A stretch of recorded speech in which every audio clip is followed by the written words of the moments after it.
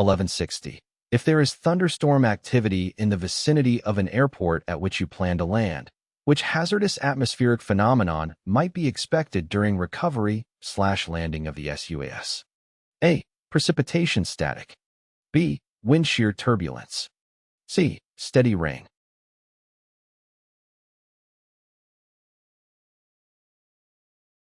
The correct answer is B. Wind shear turbulence is the hazardous atmospheric phenomenon that might be expected during recovery/landing of the sUAS in the vicinity of thunderstorm activity.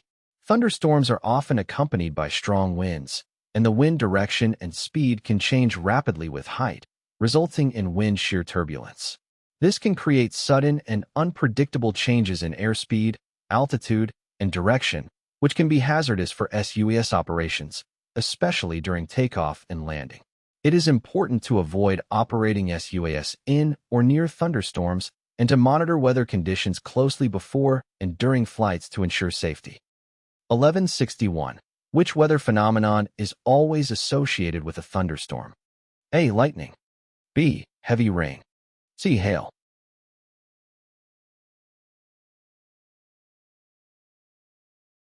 The correct answer is A.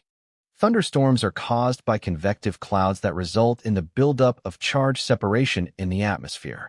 Lightning occurs when the charge separation becomes strong enough to ionize the air, creating a conductive path for the electricity to flow.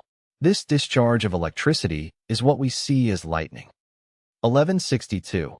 Which is considered to be the most hazardous condition when flying an sUAS in the vicinity of thunderstorms? A. Static electricity. B. Lightning. C. Wind shear and turbulence.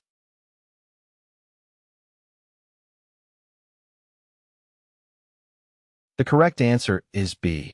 Lightning is considered to be the most hazardous condition when flying an sUAS in the vicinity of thunderstorms.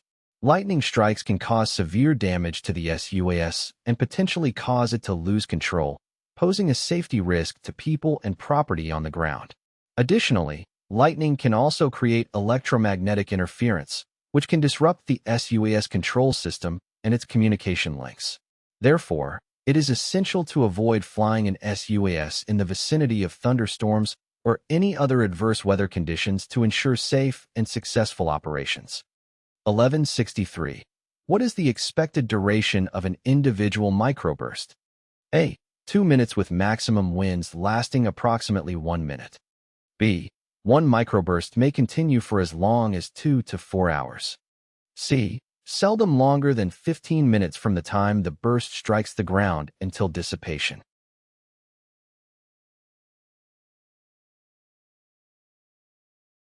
The correct answer is C.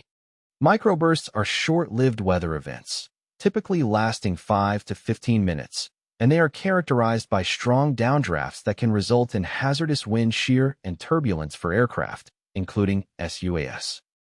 1283. In what stage are thunderstorms the strongest? A. Mature. B. Dissipating.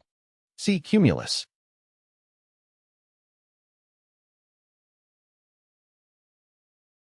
The correct answer is A. The strongest stage of a thunderstorm is the mature stage. During this stage, the updraft is at its strongest, and the most severe weather conditions, such as lightning, hail, and heavy rain, typically occur.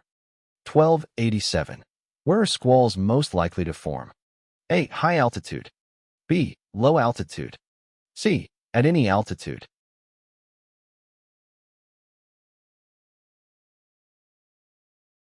The correct answer is C. Squalls can form at any altitude, but they are most commonly associated with low-altitude weather phenomena such as thunderstorms, fronts, and even some types of cloud formations. Squalls are often associated with sudden and intense increases in wind speed, which can pose a hazard to aviation and other outdoor activities.